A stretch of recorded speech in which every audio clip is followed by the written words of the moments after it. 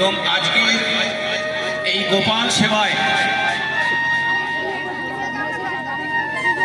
গোপালের বনভোজন এই উপলক্ষে আগত আমার সকল গৌর ভক্তবৃন্দ, শ্রদ্ধেয় মায়েরা এবং আমার বাবারা, সর্বাগ্রে কীর্তন শুরুর প্রারম্ভে সকলকে জানাই আমার এবং আমার সম্প্রদায়ের পক্ষ থেকে শত শত কোটি সহস্র প্রণাম প্রণাম জানাই আগত আমার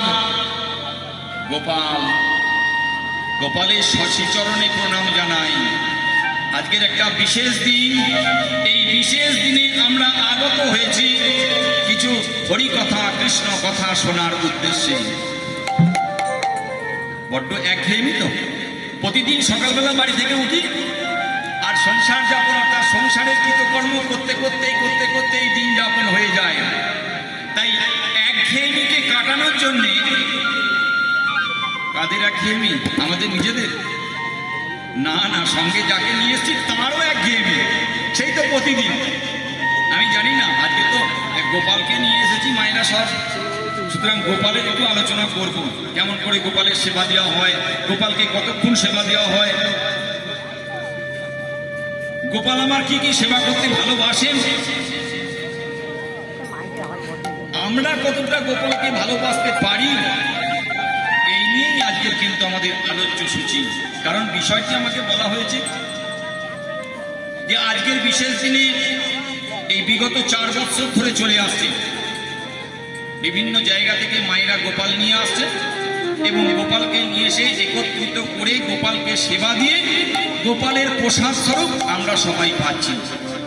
নাম হয়েছে গোপালের বনভোজন, চলছে অনেক দিন থেকে। উদ্দেশ্য খুব মহৎ এবং সৎ, যে যার নিজ নিজ গোপাল নিজ নিজ বাড়িতেই থেকে থাকেন, কিন্তু এইরকম একটি সুযোগে একটি গোপাল আরেকটি গোপালের সঙ্গে পাবে, তাদের মধ্যে বন্ধুত্বটা আরো নিবিড় হয়ে উঠবে, আর গোপালের মায়েদের মধ্যেও আরো সম্পর্ক গভীর হবে। এই রকম একটি দিনে আমরা সমবেত হয়েছি এই গোপালকে নিয়ে। তা প্রভাতকালে মা আমার গোপালকে সুন্দর করে সাজিয়ে দিয়েছেন, জানি না আপনারাও কখন সাজান, আমি জিজ্ঞাসা করব। প্রভাতকালে কিন্তু সাজিয়ে দিয়েছেন মা আমার, দিয়ে গোপালকে পাঠিয়ে দিয়েছেন। আজকে পাঠিয়েছেন না, শুধু পিকনিক না, শুধু বনভোজন না, বলেছেন যাও নবলক্ষ ধেনু নিয়ে তুমি যাও, মাঠে গিয়ে ধেনি চড়াও, আর তোমার যে সমস্ত সখা রয়েছে শ্রীরাম সুদাম দাম বসুদাম মধুমঙ্গল, এদেরকে সকলকে নিয়ে তুমি একসঙ্গে পিকনিক করো। এই সেই পিকনিক, এই সেই বনভোজন। ভগবান বন্ধুদের সঙ্গে একসঙ্গে বসে সেবা করেছেন, আপনারা জানেন কি না জানেন? নিশ্চয়ই জানেন। এত গোপালের সেবা দিচ্ছেন, ভগবান একসঙ্গে খেয়েছেন। আর আজকে দেখুন না কেমন আলাদা আলাদা করে। আমি দেখলাম, আমাকে বললো যে একটু নিবেদন করে দিন। আমি প্রভাতকালে যখন পেলাম গোপালকে, অনেকক্ষণ এসেছি, আমাকে বলে যে 9টা থেকে আসো।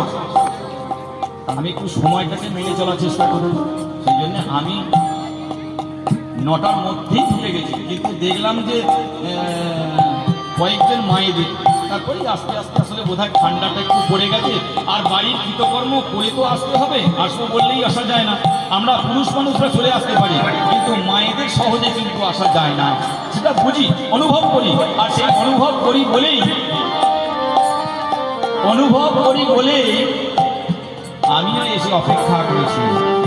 তা সেই প্রভাতকালে আমার গোপালকে নিয়ে এসেছেন সচি মায়ের আঙ্গিনা।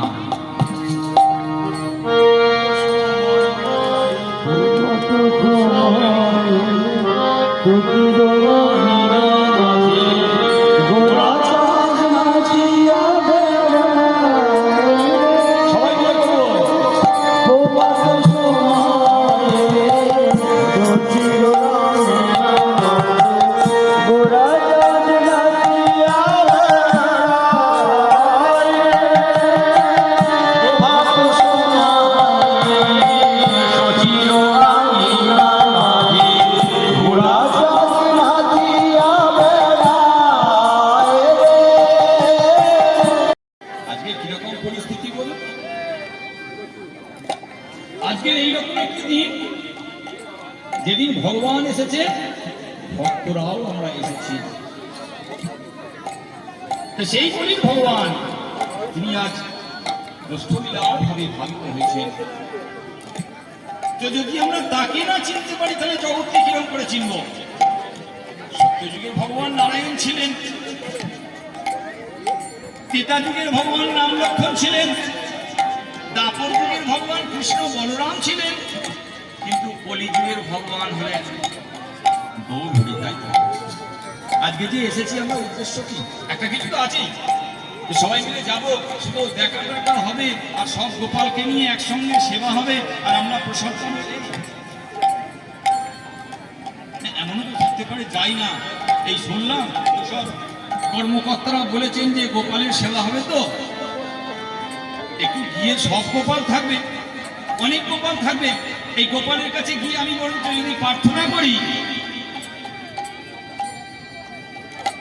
একতলা বাড়িটা আছে তো, তুমি আমায় দোতলাটা এবছর করে দাও, আগামী বছর এইরকম ভাবেই তোমার কাছে যাব এবং আমি দায়িত্ব নিয়ে ওখানে সেবা করবো। এরকম কেউ যদি এসে থাকে আসতে পারেন, হবে। তাহলে কীর্তন শুনতে এসেছি, আজকে এই গোপালকে নিয়ে আমরা যে আয়োজন করেছি, এর উদ্দেশ্যটা কি? কি উদ্দেশ্য, কি জন্য করেছি? কিছু তো একটা আছে, উদ্দেশ্য কিন্তু একটাই। ভগবান যে কলিযুগে অবতীর্ণ হয়েছেন, কি কি কারণ এলেন, কেন ভগবানের আসার উদ্দেশ্য কি?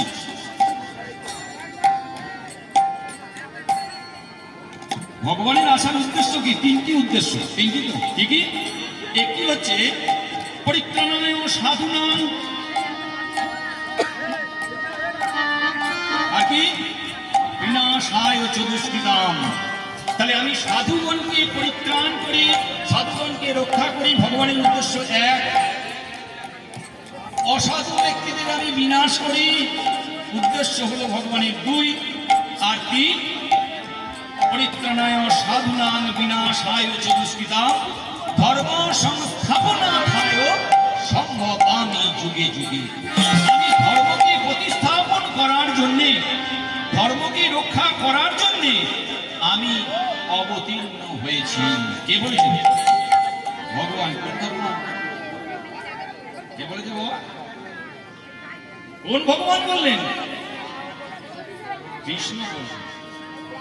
কৃষ্ণ বলেছেন গীতায় নিজে যে আমি তখনই অবতীর্ণ হই,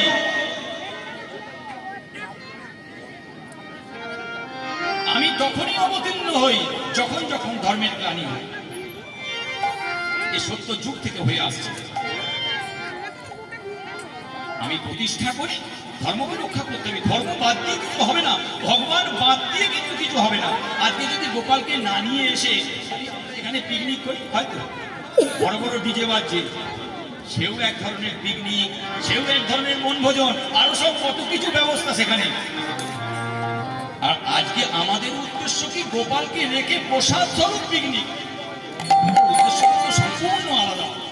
যদি ভগবানকে রেখে যদি আমরা কিছু করি না, তাহলে দেখবেন সেটা হবে মহৎ, এবং তার পরিণাম হবে কিন্তু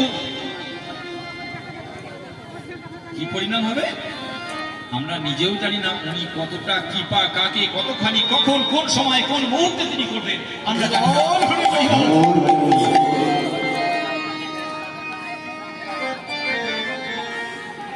ভগবানের কৃপা জগৎময়, গুরুর কৃপা কোনো কোনো ভাগ্যবান ভাগ্যবতী পায়, শাস্ত্র বলছে। তিনি আসেন তিনটি কারণের জন্যে। কিন্তু আমার গৌর সুন্দর কি বললেন? গৌর সুন্দর যে এলেন, উনি কি বললেন? উনিও বললেন আমি ধর্ম প্রতিস্থাপনের জন্য যাই। উনি বললেন অসাধুদের বিনাশ করে, বলেছেন নাকি আমি সাধু ব্যক্তিদের রক্ষা করি, গৌরহরি বলেছেন? যদি বলতেন তাহলে আচণ্ডালে নাম নিতেন না। উনি কি বলেছেন জানেন?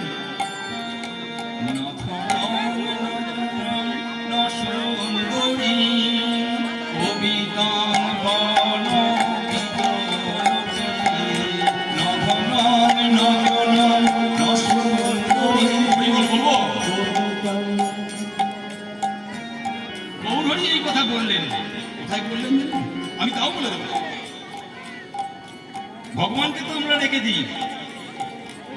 প্রত্যেককারের বাড়িতেই বেশিরভাগ আমার মনে হয় এটি আছে, দুটি ধর্মগ্রন্থ, একটি হলো চৈতন্য চরিতামৃত এবং একটি হলো ভাগবত।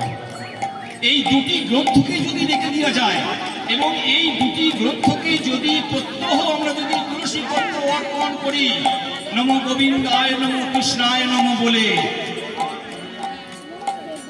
কৃষ্ণের সমান কিন্তু পূজা হয়ে থাকে।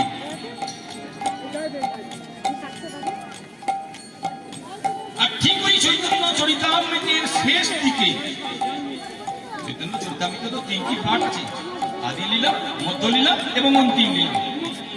আদি লীলায় গৌরহরি আমার বিভিন্ন লীলা করেছে, মধ্যলীলা আর অন্তিম লীলায় গৌরহরির একদম শেষ অংশটা আছে যখন চলে গেলেন। আর সেইখানেই কিন্তু এই কথাটি বলা আছে, সেইখানেই এই কথাটি বলা আছে, কোনটি?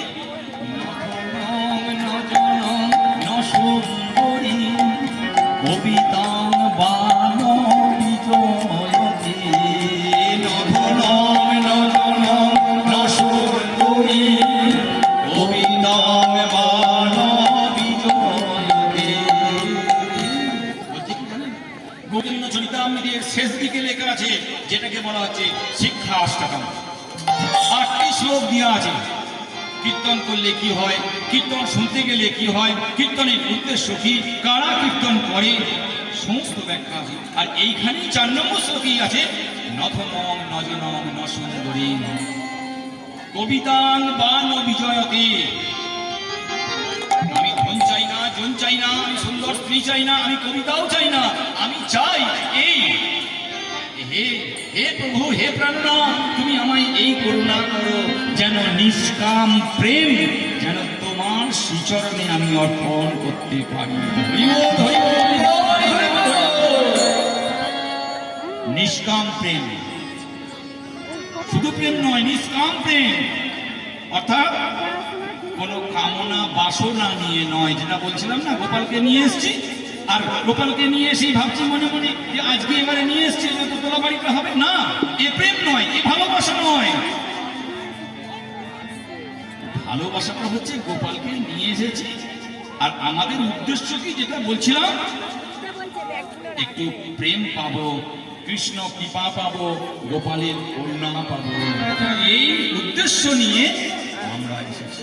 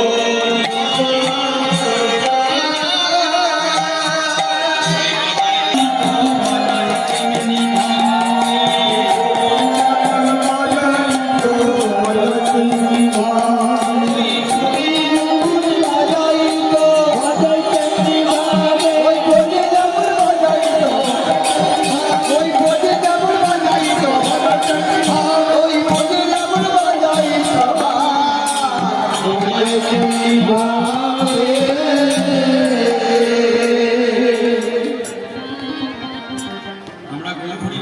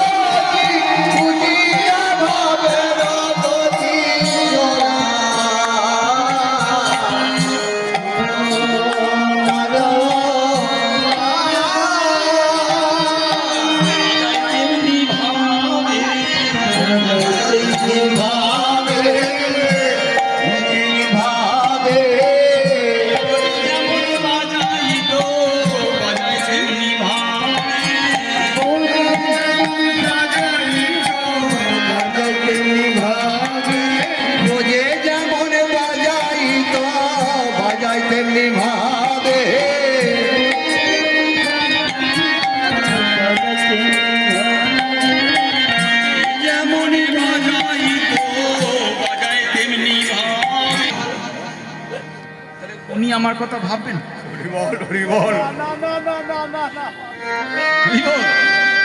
বলছে ভালোবাসো কেমন? যেমন তুমি বাসবে তবে তো আমিও তো তোমায় বাসবো।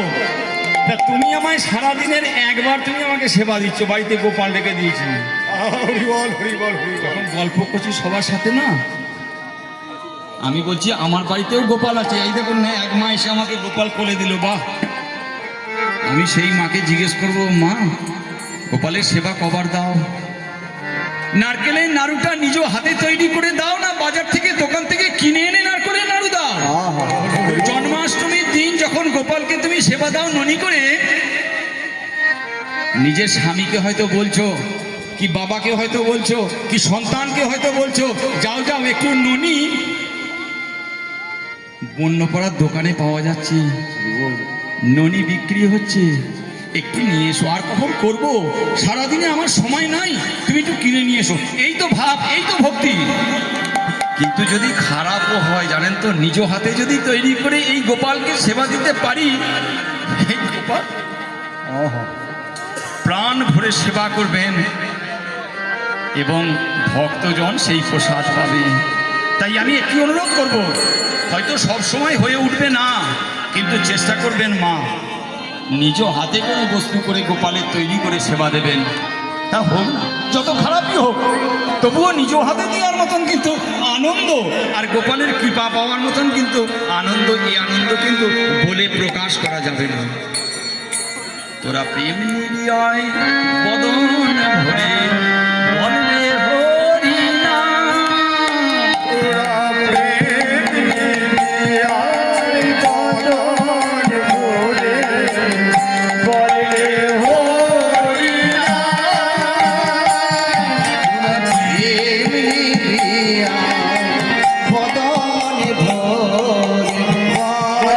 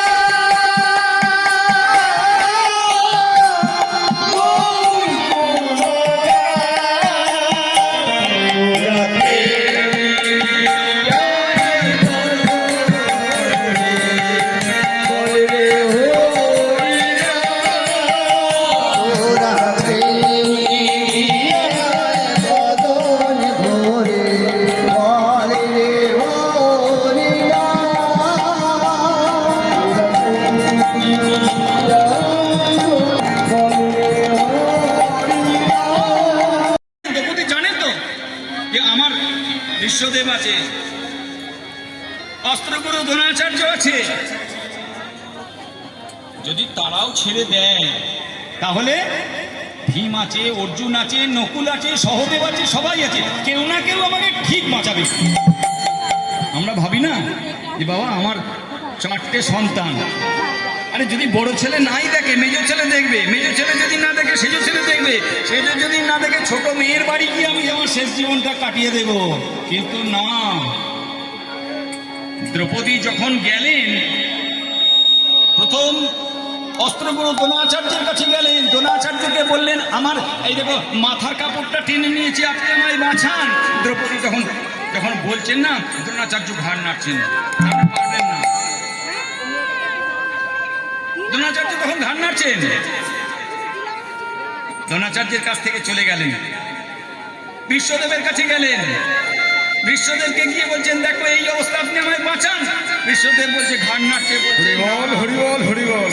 বিশ্বদেবের কাছ থেকে তিনি চলে গেলেন, অর্জুন, নকুল, সহদেব যার কাছেই যাচ্ছে প্রত্যেকেই কিন্তু ঘাড় নাড়ছে আর বলছে না। যখন গায়ের কাপড়টি খুলে কোমর পর্যন্ত এসে গেছে আর ওদিকে ভগবান তখন রয়েছেন, ভগবান আর রুক্মিণী দেবী বলছে দেখো তোমাকে এত ডাকছে, তুমি দেখো। ভগবান নিজে নিজে চাল দিতে গিয়ে পাশা খেলার এমন একটি চাল দিলেন না, তিনি শুধু চালটা দিয়ে বললেন নয় নয় নয়। রুক্মিণী দেবী ভাবলেন বোধহয় চালটা পাশার চালের নয় পড়েছে, পরে দেখলেন না না নয় নয়, প্রাণনাথ গোবিন্দ আমার বলছেন নয় নয় নয়, কেউ কারুর নয়, কেউ কারু নয়, কেউ কারু নয়। আমি যতই আস্থা রাখি না কেন, বড় মেজ সেজ ছোট মেয়ে কেউ কারো নয়। হ্যাঁ দেখবে, কিন্তু আশা রাখা ভালো নয়, প্রত্যাশা থাকবেই, প্রত্যাশা থাকবেই, কিন্তু প্রত্যাশাটা যেন পরিপূর্ণ আশায় পরিণত না হয়। যখন দ্রৌপদী সবার আশা ছেড়ে দিলেন, ছেড়ে দিয়ে যখন কোমরের কাপড়টি যখন খুলতে যাবে দুঃশাসন, তখন হে ভাব প্রাণনাথ বলে যখন চিৎকার করেছে, আর তখন ভগবান থাকতে পারলেন না, ভগবান তখন ফিরে এলেন, কাপড় দিতে আরম্ভ করলেন, আর ওদিক থেকে কাপড় গোটাতে আরম্ভ করলেন। শেষ আর হয় না, দ্রৌপদীর বিবস্ত্র আর হলেন না। দ্রৌপদী ভগবানকে ডেকেছেন। তা যদি আমরাও ভগবানকে এই রূপে ডাকতে পারি যে তুমি আমার, আমি তোমার ছাড়া আর দ্বিতীয় কারুকে চিনি না, তাহলেই আমরা কিন্তু প্রভু তুমি কেন চালাও। আমরা খেলি, এই কি তোমার লীলা, এই কি তোমার লীলা, এই কি তোমার লীলা, এই কি তোমার লীলা, প্রভু তুমি ভালো, আমি করি, এই কি তোমার লীলা, এই কি তোমার লীলা। সেই চন্দন এই গরমে গলে গলে না, এই কপালের চন্দন একদম গোপালের চরণে আসছে। তাই চন্দন নিজে আক্ষেপ করে বলছে যে ও আমার আজ কিরকম ভাগ্য দেখো, আমি ধন্য হলাম হে।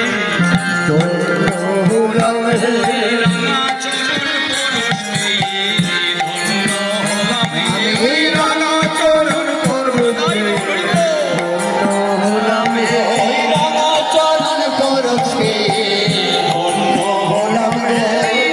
চরণ পরশে, ধন্য হলাম হে। রাঙা চরণ পরশে, ধন্য হলাম হে। এবার আমরা সবাই যাই। তাই বলছেন শিব